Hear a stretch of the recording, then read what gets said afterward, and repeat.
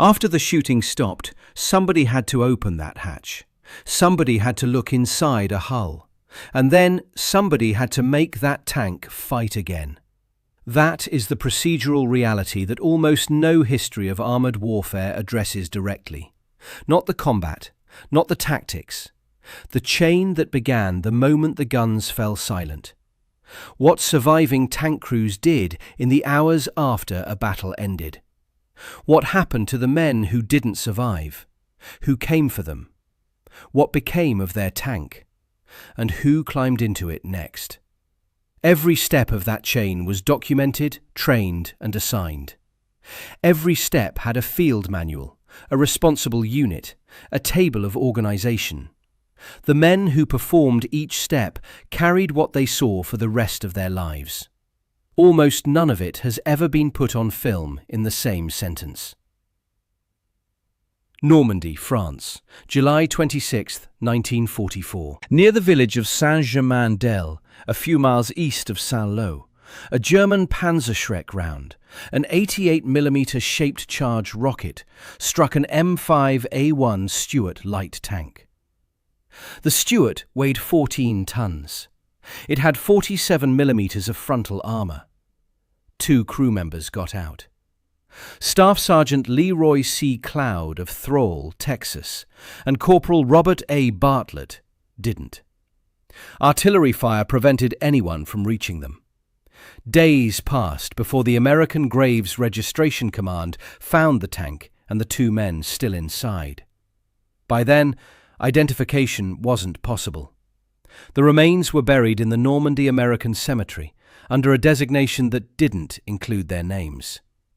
Cloud and Bartlett went on the wall of the missing instead. Cloud's remains were disinterred in 2018. DNA analysis, anthropomorphic measurement, dental comparison, and circumstantial evidence identified them as his. He was reburied near his hometown in Texas on April 7, 2024. 80 years from the hatch to the grave. That is one end of the chain. Here is where it begins. When a tank crew survived a battle, when the guns went quiet because the enemy had broken, or darkness had fallen, or the order to halt had come through the headset, the first thing they did wasn't sleep. There was no procedure for sleep, no field manual provision for rest as a crew priority after combat. What existed was a sequence of tasks so embedded in armoured unit practice that veterans decades later could still recite them in order, the same tasks, because the sequence had been drilled until it was automatic. And because it had to be. The tracks came first.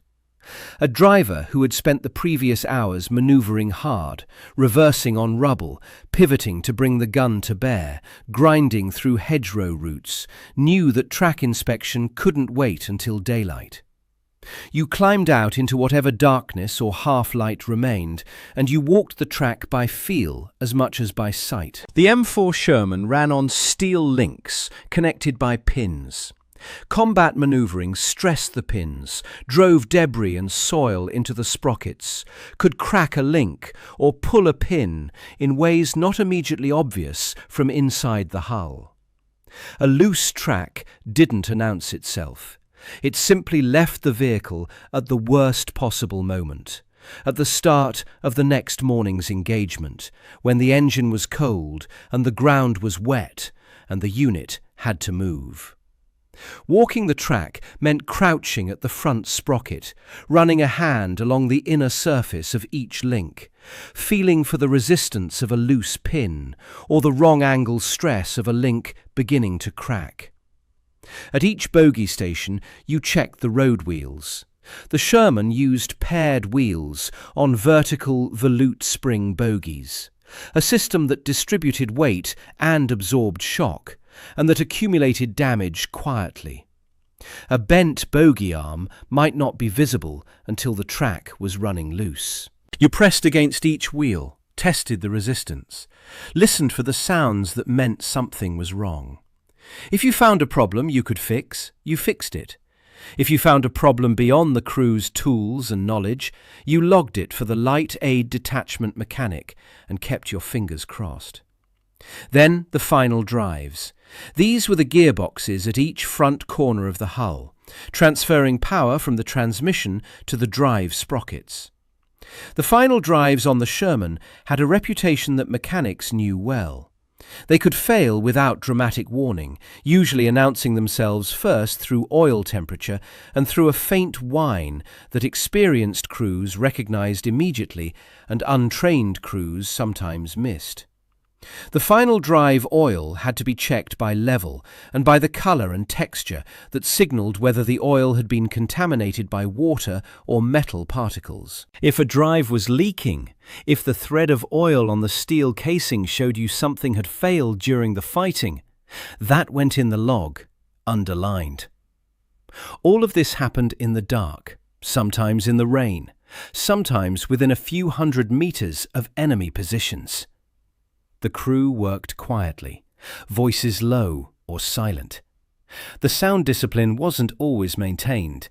Exhausted men talked, sometimes louder than they should, sometimes in the flat tone of people who had moved past the range where caution felt like something they had energy for.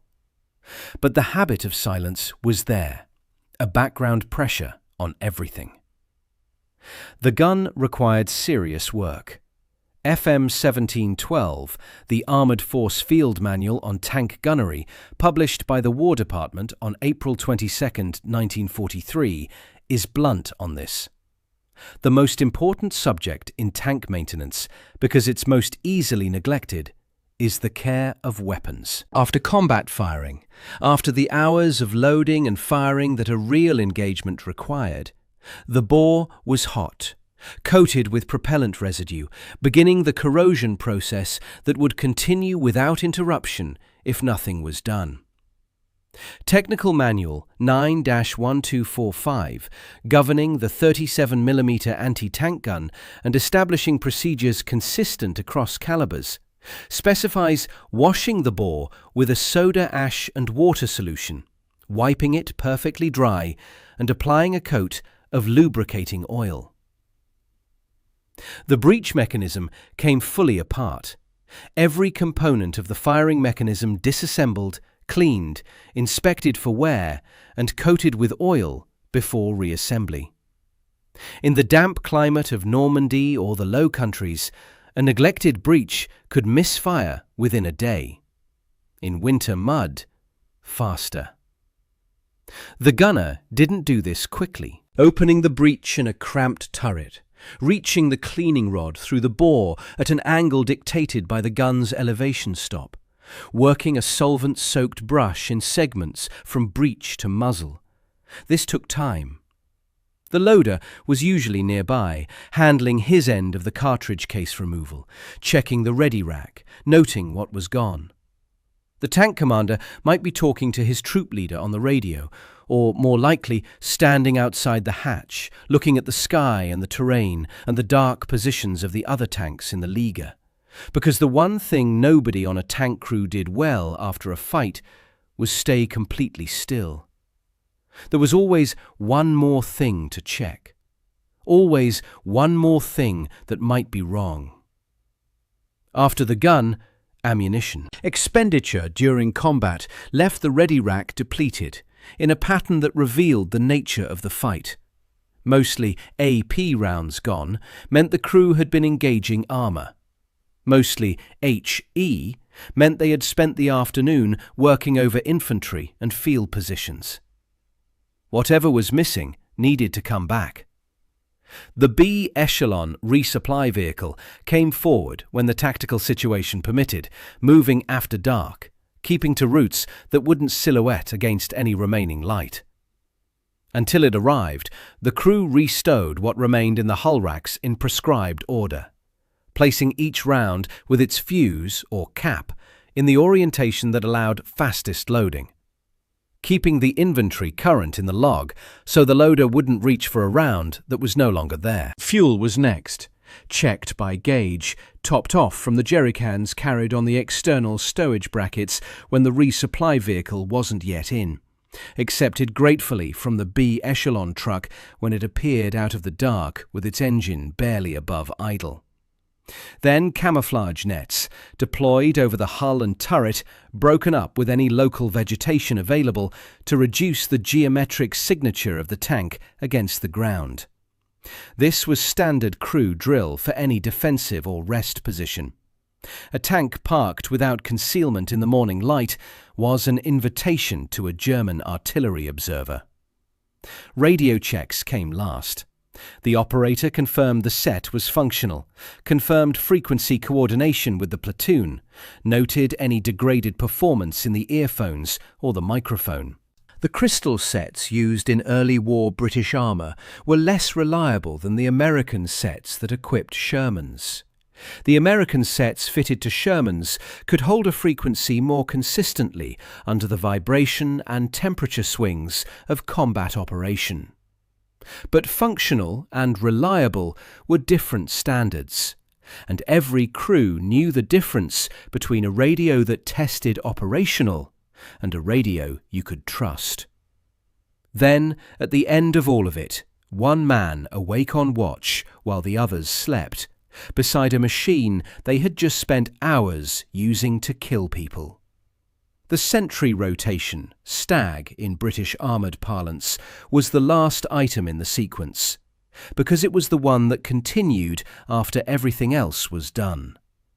The man on watch stood or crouched near the tank, watching the approaches, listening for the sounds that were wrong, engine noise where there shouldn't be engines, voices in a language he didn't speak, the specific crunch of equipment moving through dead ground. He woke his replacement at the agreed time.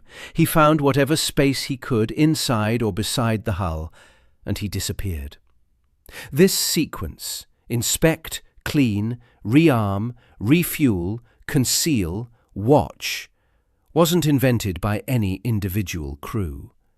It appears in British armoured units' standing orders and reflects the institutional logic encoded in FM 1742, the Armoured Infantry Battalion Field Manual, which governs crew-level maintenance as a standard duty for US forces. The specific language and order evolved across theatres and armies. The tasks were constants. They existed because without them, the tank didn't fight the next day, and the next day was always coming. None of the surviving crews who performed these steps did so in silence. The tanks around them were either running the same sequence or they weren't there anymore. And the ones that weren't there anymore had their own sequence, a different kind entirely. To understand what came next, you need to understand what a penetrating hit actually does to the interior of an armoured vehicle. November 7th, 1944, Athinville, France, east of Nancy. The 761st Tank Battalion, one of the first black armoured units committed to combat in the American Army, entered its first day of fighting attached to the 26th Division. Its first 5 tankers killed were all members of the same crew. The Army's own official history, recorded in the Centre of Military History publication The Employment of Negro Troops by Ulysses Lee, describes what the unit found when they reached the vehicle. Their tank showed no sign of having been hit by shell, shell fragment or bullet, yet the men within were all dead, sitting upright in their normal crew positions, apparently untouched, and with only a look of surprise on their faces.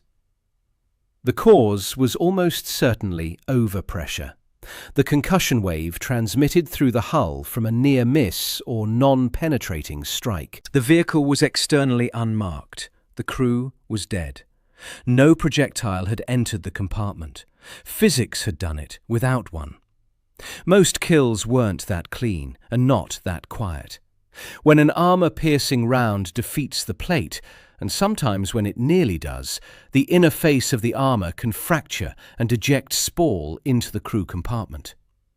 These fragments travel at velocities between 200 and 350 metres per second. Individual pieces weigh between 2.5 and 5 kilograms, plus dozens of smaller fragments moving at the same speed. The interior dimensions of a Sherman's crew compartment were roughly those of a large wardrobe, length a little over 2 meters, width barely enough for a man to pass between the driver and the hull gunner without turning sideways, height that let a standing man reach most of the turret ring, but not quite the commander's hatch without assistance. 5 men worked in this space. The ammunition rack in a standard 75mm Sherman held 97 rounds in hull and turret stowage. The fuel system carried 168 gallons of gasoline in tanks distributed around the hull interior.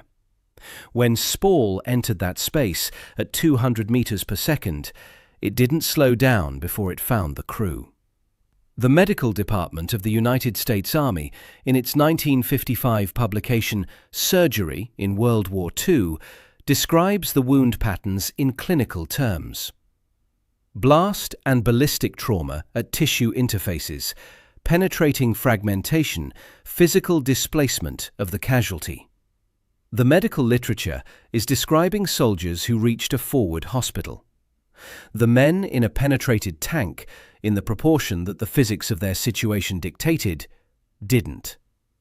Dmitry Loza commanded Sherman M4A2 tanks across Ukraine, Romania, Hungary, Czechoslovakia and Austria with the 9th Guards Mechanized Corps. His post-war memoir, Commanding the Red Army's Sherman Tanks, describes watching a company commander's tank burn during the fighting. He describes finding the company commander lying on the ground, thrown clear of the vehicle, but dead. A fragment of armor the size of a hand still protruding from his skull. These were the observable casualties, the ones who made it out.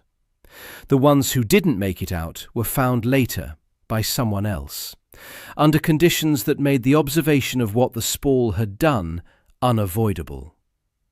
The non-burning hit presented a challenge the burning hit didn't. A burning tank consumed itself, destroyed the interior, reduced the crew, turned the hull into a clear-cut total loss with limited recovery requirements beyond identification of what remained. A non-burning penetrating hit left everything intact except the crew. The personal effects were still there, coated in what the interior now contained. Live ammunition remained in the hull racks, every round still lethal, requiring careful handling before any other work could proceed. The radio might still be powered. If the hit had not severed the electrical system, a crewman somewhere on the net might be hearing nothing and not yet understanding why. 5 crew members were somewhere inside, in whatever the Spall and concussion had left of them, waiting for the people whose job it was to come. The men whose job that was worked under a manual published January 15, 1945. Field Manual 10-63, Graves Registration, 57 pages, issued by the War Department. It superseded Technical Manual 10-630 from September 23, 1941, and 2 subsequent amendments. Technical Bulletin 10-630-1 from February 15, 1944, and Technical Bulletin 10-630-2 from March 27, 1944. FM 1063 was the governing document for the search, recovery, identification and burial of the American dead in the final year of the war and in the post-war recovery operations that followed. Its opening paragraph establishes the institutional obligation without ambiguity. An efficient graves registration service is, in the manual's words, essential in the public interest to assure surviving relatives that deceased personnel of the armed forces of the United States who die in support of major military operations are promptly evacuated from place of death, cared for in a reverent manner, properly identified, and, following an appropriate religious service, interred in a temporary cemetery pending final arrangement for the disposition of remains. Then, 2 paragraphs down, the command structure. Responsibility descends to the lowest organizational element. The commanding officer is responsible for the recovery and evacuation of deceased personnel of their organizations. No one in the chain could delegate away the fundamental obligation. The manual was explicit on this. The commanding officer retained responsibility even if he delegated the execution. The operational unit for this mission was the Quartermaster Graves Registration Company, organized under Table of Organization and Equipment 10-297 or 10-298. 19 such companies were eventually activated. 13 initially, between March 1943 and December 1943. The number later increased as the scale of the European campaign clarified what would be required. The 607th Quartermaster Graves Registration Company was activated on July 15, 1943, at Vancouver Barracks, Vancouver, Washington. Its second platoon included soldiers like Private John D. Little, who provided testimony about the work after the war. The men of the 607th and the 46th and 17 other Quartermaster Graves Registration Companies deployed to the ETO and followed the armies across France, Belgium, and into Germany. The GRS Company operated in 2 main functions: collecting squads and evacuation procedures. FM10-63 defines the collecting squad as the squad leader and labourers whose mission will be the collection of battlefield dead. In practice, the company worked in concert with local civilian or prisoner of war labour for the manual work of grave digging. Labour supervised by GRS personnel who had to maintain the documentation standards and identification procedures at every step. Quartermaster motor units provided transport. Medical personnel attached to GRS units weren't present to treat the wounded. Their function was to establish cause and certainty of death, and to assist in identification through technical examination. Picture the collection point in operation. June 1944, Omaha Beach. A documented photograph from the U.S. Army WW2 Medical Research Center shows a collection point at Omaha. Rows of the dead on stretchers, processing tents, GRS soldiers working through the systematic paperwork, while civilians from the surrounding area and PW Labour parties do the physical work nearby. The photograph is orderly. That orderliness isn't insensitivity, it's procedure, the only thing that kept the process moving at the scale the Normandy campaign required. At the stripping line, the sequence was fixed. The first soldier removed anything dangerous: grenades still pinned, ammunition still chambered, anything that posed a handling hazard. These items went immediately to a designated area for reissue. Then medical sergeants worked through the clothing with a clerk recording their findings. They cut pockets and garments to locate identification tags and personal effects. An individual deceased personnel file was created for every soldier received. A report of burial was prepared: name, rank, serial number, date of death, location. One dog tag stayed with the remains. The duplicate was attached to the grave marker. Personal effects: letters, photographs, the small objects a soldier had carried every day since basic training, went into a bag labelled with the soldier's identification and shipped to Kansas City, Missouri, where a facility cleaned them of blood and grime before mailing them to the next of kin. The family received a request for disposition of remains, offering 4 choices, from overseas military cemetery to return for interment by family in a private American grave. For soldiers who couldn't be identified, remains too fragmented or too fire damaged for standard procedures, the GRS assigned an X number. Unknown soldier. Dead were placed in a mattress cover with the X number painted on the outside. The walls of the missing at American military cemeteries overseas record the names of soldiers whose remains fell into this category.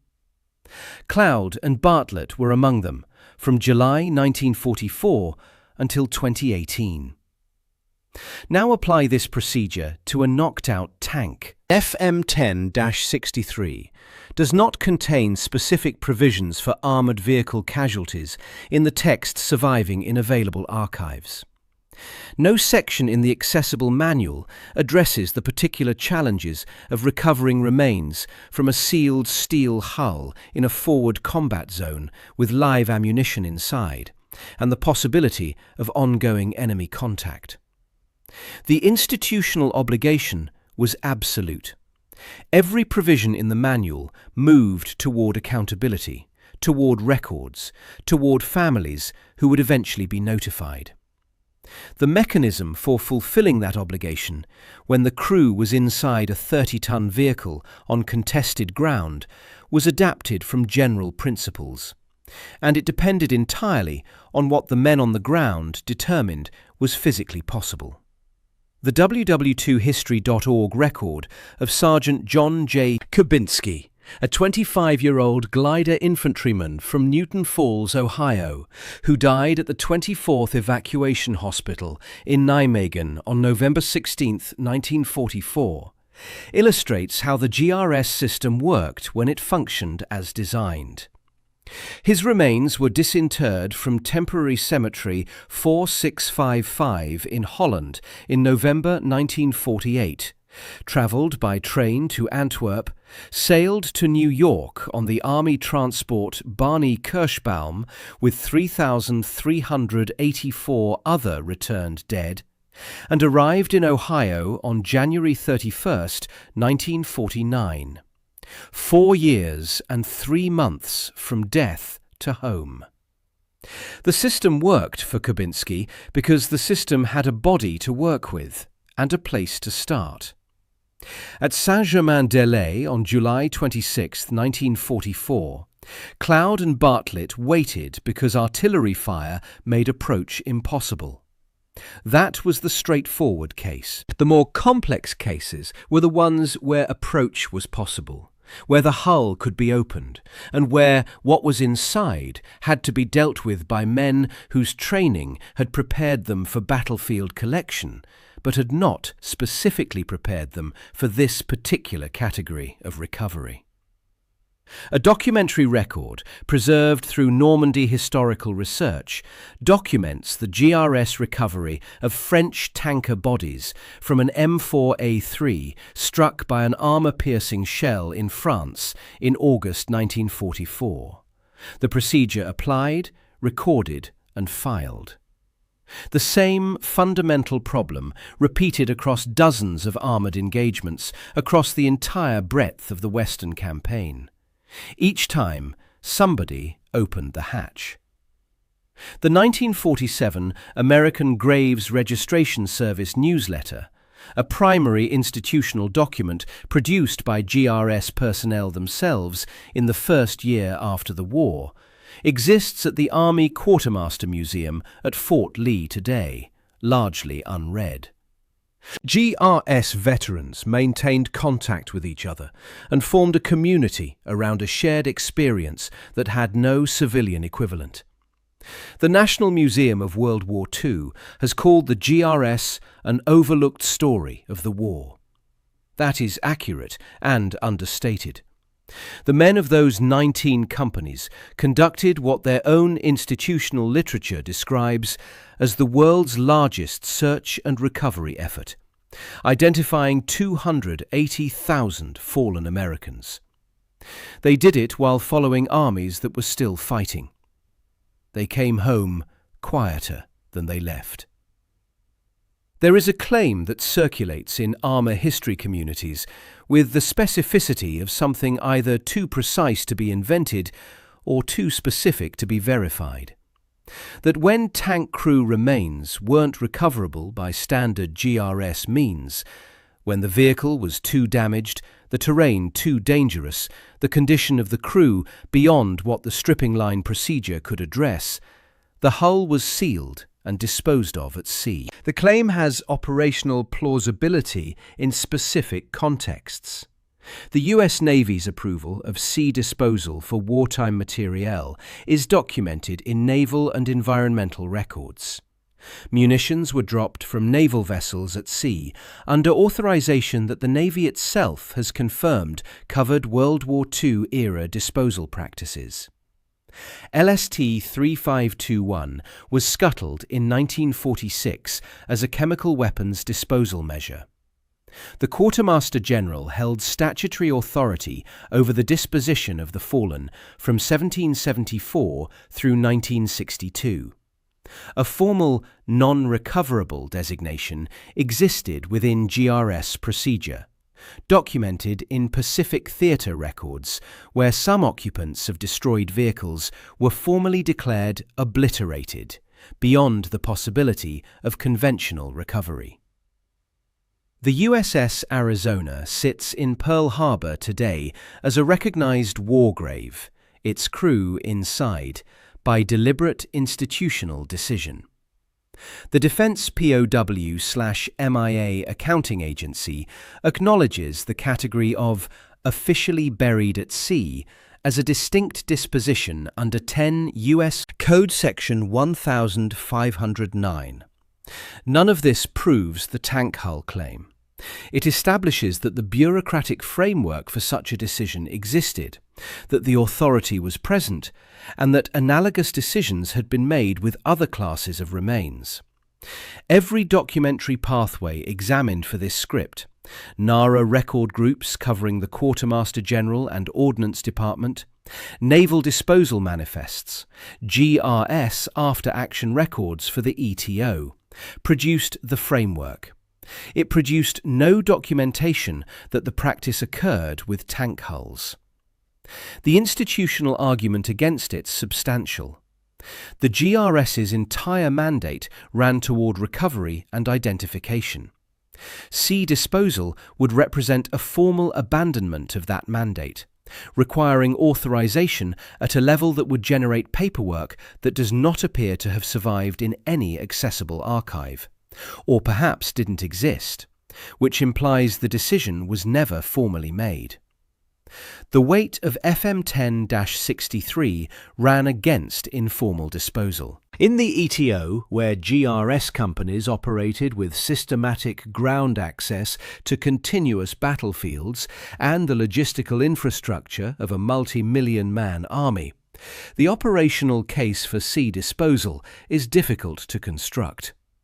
The Pacific Theatre, where island-hopping campaigns created genuine recovery constraints, remote locations, LST operations, limited personnel and compressed timelines, is where the claim is most operationally plausible. What is certain? Some families received a non-recoverable declaration instead of a grave location. Whether that was ever because of a tank hull taken out to sea, or always because of fire, disintegration, and the irreducible conditions of the battlefield, the archive does not resolve that question. The uncertainty belongs in the historical record as uncertainty. The tank that was recoverable moved through a documented three-tier repair structure. First-line work was crew level, whatever the driver mechanic and the rest of the crew could accomplish with the tools carried on the vehicle and the guidance in FM 1742. Thrown track, minor engine issues, weapons cleaning. The tasks of the post-battle sequence performed until they exceeded what the crew's tools and expertise could handle. If the problem was bigger than that, the crew flagged it and waited. What came next was the Light Aid Detachment, or its American equivalent. REME, the Royal Electrical and Mechanical Engineers, was established in 1942. Its tradesmen initially designated Driver Mechanics Recovery. LADs were attached to every battalion-sized British unit, integrated into the formations they supported. They weren't a rear area institution. They followed the fighting echelon because the vehicles that broke down or took hits needed repair close to where they stopped. A British Army film and photographic unit cine cameraman recorded REME detachments at work recovering disabled tanks on July 19, 1944 in Normandy. Imperial War Museum photographs document a REME field workshop of the 22nd Armoured Brigade in August 1944. And a second image, dated 25th 1944, shows REME soldiers repairing a Sherman track in heavy rain near Geilenkirchen, Germany, crouched in the mud, tools out, working in the open, close to the line. The IWM captions a matter of fact about this. REME troops work to repair the track on a Sherman tank in heavy rain. The image does not look like a rear area operation. It looks like maintenance being performed in the rain near Germany in November, which is exactly what it was. Beyond the LAD, damage went to second and then third line workshops, depot-level facilities where hull damage could be welded, engines replaced, major armament components repaired or swapped. The primary US battlefield recovery vehicle was the M32 tank recovery vehicle, built on the M4 medium tank hull with the gun turret replaced by a non-rotating welded superstructure fitted with a winch, a lifting boom, tools and spare parts. Each US armoured division was authorised at least one M32 per tank battalion for immediate battlefield recovery, towing disabled tanks clear of engagement zones and positioning them for the next echelon of work. Here is where the available documentation ends, and institutional logic has to carry the question forward. Who cleaned the interior? The GRS removed the remains. That was their mandate and the law. The Ordnance Workshop repaired the vehicle. That was their table of organisation and their mission.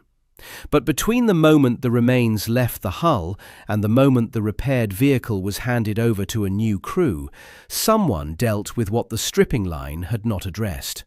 The GRS stripping line worked on open ground or in processing tents, not inside a tank. The remains came out. What the remains left behind stayed in the vehicle until someone with mechanical tools and a hose, and probably something stronger than professional detachment, addressed it. No field manual has been located that specifies this step, assigns it to a unit, or describes a procedure for it. Not in the REME corpus, not in US Army Ordnance documentation, not in any unit standing order from the period that has been found in available archives. A published memoir by a 3rd Armoured Division veteran who cycled through multiple destroyed vehicles acknowledges in a single oblique sentence that cleaning a tank after a crew casualty would have been a bit more difficult than described. That oblique sentence is as close as a primary published source comes to naming the step directly. The step happened. The New Weapons Board Report, a War Department document dated April 27, 1944, identifies inadequate first and second echelon maintenance as a persistent systemic problem in both the ETO and Mediterranean theatres, and describes the constant institutional pressure to return vehicles to service. An Ordnance Workshop mechanic, likely MOS qualified on engines, transmissions and armaments, likely young, certainly not trained for what he sometimes found, cleaned the vehicle because the vehicle needed to be returned to service and because there was nobody else. His table of organisation said vehicle mechanic. His experience said something that no table of organisation was designed to capture. The Armour magazine article archive from the September-October 1987 edition, published by the U.S. Army Armour Center at Fort Knox, includes letters from World War II veterans of armoured combat describing in specific terms what Sherman crews encountered in their service. The veterans who wrote those letters were infantry attached to tank units, tankers themselves, and observers of the 1944-45 campaign. Their accounts describe the M4 as a vehicle that was capable and familiar, a vehicle they came to know in the intimate way that people who depend entirely on a machine for survival come to know it. They describe its mechanical character, its handling, its reputation. They don't describe the workshop work. That silence is itself a kind of evidence. The replacement tanker arrived through the replacement depot system, processed as an individual, not as part of a crew, assigned to whatever unit had the vacancy. Armoured vacancies appeared faster than the system could fill them. The 761st Tank Battalion ended November 1944, its first full month of combat, with a shortage of 113 enlisted men and 0 armoured force replacements available. The Army sent the 761st men from service units, men who had passed written tests but had never been inside a tank in any role. The battalion's executive officer, acting as temporary commander after the wounding of Lieutenant Colonel Paul Bates, had to retrain replacements on the job, in the field, between engagements. The Army's official history acknowledges this without apology. The replacement system was designed for infantry attrition rates, and armoured units exceeded them. When a replacement arrived at a tank unit, he was assigned to an available vehicle. The available vehicles included vehicles that had come back from the repair chain, from the LAD, from the depot workshop, from the ordnance company. The vehicle might look the same as any other Sherman. The weld lines in the hull told you whether it had been patched. The interior told you things that welds couldn't convey, if you were paying the right kind of attention. Dmitri Lozer's post-war memoir makes an observation, embedded in a larger passage about the Sherman's equipment, that says something harder than it appears to. He describes the upholstered crew compartment, the beautiful artificial leather seat coverings, the well-appointed interior that struck Soviet tankers as extraordinary compared to the T-34's bare functionality. He notes that infantry soldiers would strip this upholstery from any unguarded disabled Sherman within minutes.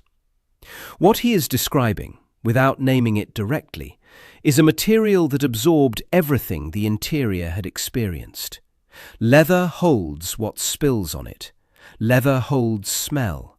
Leather holds what the cleaning that returned the vehicle to service couldn't reach. The crevices at the base of the seat frames, the space behind the ammunition racks, the narrow gap between the hull floor and the belly plate. The new crew sat in those seats. They smelled what the upholstery held. No field manual provision has been located governing disclosure of a vehicle's casualty history to replacement crews. The absence of such a provision, in a military culture that documented almost everything, that created a separate IDPF for every soldier who died, that filed disposition of remains requests with next of kin for casualties in the Pacific Island campaigns, suggests the disclosure wasn't formalized as a command responsibility. Whether a new crew knew what the previous crew had experienced in a given hull depended entirely on whether the men around them chose to say so. Some spoke. Most apparently didn't. What the replacement crew found in the vehicle, beyond what the workshop had addressed, they dealt with on their own. A photograph behind a bracket. A letter folded into a hip pocket of the hull. A dog tag that had somehow slipped behind the radio mount during the fighting or the recovery. FM 1063 mandated that personal effects be recovered and sent to Kansas City. The GRS stripping line worked with what could be reached. Some things couldn't be reached until a mechanic spent time in the hull, and some mechanics didn't look hard for what they weren't assigned to find because they had enough to do. The tank was repaired, the breech was cleaned, the ammunition was restowed. The cam nets were pulled for the move. The radio confirmed operational. The replacement crew climbed in and the hatch came down and the engine started and the tank drove back to the line. That was the point. That was what the whole chain existed to produce. The machine continued. The men inside it, whoever they now were the mechanism by which it continued. This procedural chain didn't close in 1945. MOS 91A, Abrams Tank System Maintainer, is the current U.S. Army designation for the soldier who performs direct support maintenance on M5A1 Abrams tanks and M2A2 Bradley fighting vehicles, who handles initial and final inspections, who is responsible for returning a damaged vehicle to operational status. When an IED detonated under an armoured vehicle in Iraq or Afghanistan, the recovery and restoration sequence that followed was structurally identical to what REMELADs performed in Normandy. A tiered response, moving from crew-level assessment through unit-level recovery to depot-level repair, with the human element of the vehicle's interior dealt with somewhere in that chain. A 2009 Army analysis of the MRAP program, the mine-resistant ambush-protected vehicle, whose procurement Secretary of Defense Robert Gates accelerated from a 10-year acquisition cycle to 9 months in 2008, documents the formal standing operating procedure governing IED-disabled vehicle recovery as SOP 141, a trained and executed protocol with defined responsibilities at each tier. The analysis identifies vehicle interior protection as the core design variable. The catastrophic interior effects of a buried IED strike on a standard HMMWV were the operational failure the MRAP was engineered to address. The physics of an explosively formed penetrator differ from spall in mechanism. The outcome inside the crew compartment has significant commonalities. The soldiers assigned to vehicle recovery duty in Iraq and Afghanistan, whose MOS placed them inside disabled armoured vehicles as a professional routine, whose assignment brought them to scenes that the after-action reporting system documented in technical language, have described the psychological cost in terms that parallel what GRS veterans communicated in that 1947 newsletter. The preference for community among those who did the same work, the difficulty of adequate language, the specific quality of silence that came home with them, that their families and friends recognized as something distinct from ordinary combat stress. He could barely speak about it. He is forever scarred by this service. Whatever he saw or handled inside those vehicles had not left him. That isn't coincidence. The work is the same work. The toll is the same toll. The field manual changes. The manual number changes. The designation of the vehicle changes, and the nomenclature of the enemy's weapon changes. The hatch is the same hatch. The thing required of the man who opens it is the same thing. The Graves Registration Command found Staff Sergeant Leroy C in the Stuart tank near Saint-Germain-d'Elle sometime in the days after July 26, 1944. Found him, which means they opened the hatch. couldn't identify him, which means the condition of what the Panzerschreck hit and the subsequent fire had left behind made standard identification procedures insufficient. They processed what they could. They buried him in the Normandy American Cemetery under a designation that wasn't his name, filed the paperwork in the forms FM10-63 required, and moved to the next tank, the next field, the next man. The GRS eventually identified 280,000 fallen Americans through the post-war search and recovery effort that ran through 1951.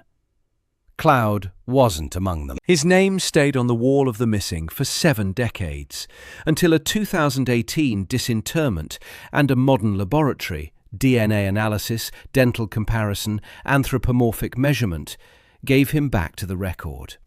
He was reburied in Texas on April 7, 2024. The tank he died in is gone, scrapped almost certainly in the materiel recovery operations that followed the campaign.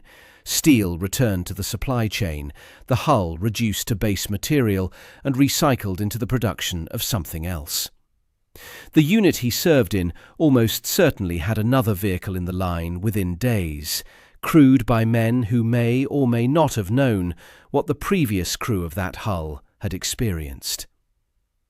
What the popular history of armoured warfare records is the combat, the penetrations and ranges and tactical decisions, the commanders' names, the engagements that decided the day.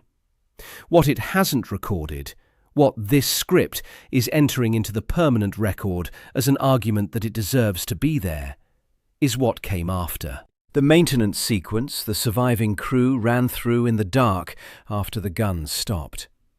The physics of what a penetrating hit did inside a sealed space, explained by the precise velocity of spall at 200 to 350 meters per second. The GRS personnel, the 607th, the 46th, the other 17 companies operating under T/O and E10-297, who opened the hatch and performed what FM10-63 mandated. The ordnance workshop that prepared the vehicle for its next crew without a field manual provision that addressed what that preparation required. The replacement tanker who climbed in without being told. Every step of that chain produced something that didn't appear in the unit after action report. The men who ran the chain carried it home instead. They brought it into a civilian world that had no category for it and no particular interest in receiving it. They covered what they carried, the way people cover things they can't explain and aren't sure they should burden anyone else with measured distance, with the flat humour that armoured veterans used to stand between themselves and the memory, with a particular quality of withdrawal that their families recognised as something specific. The silence they kept was its own kind of service, performed without orders, without recognition, without a field manual specifying how to do it or for how long. The tank fought again. The men who made that possible carried what they saw until they couldn't anymore. And then they left it to their families to inherit, along with the medals and the photographs and the smile that never quite reached the eyes. Tracing the procedural chain with FM numbers and unit designations and named individuals and an honest account of what the archives do and don't confirm, that is the minimum the record owes to those who performed it. Subscribe for more stories like this.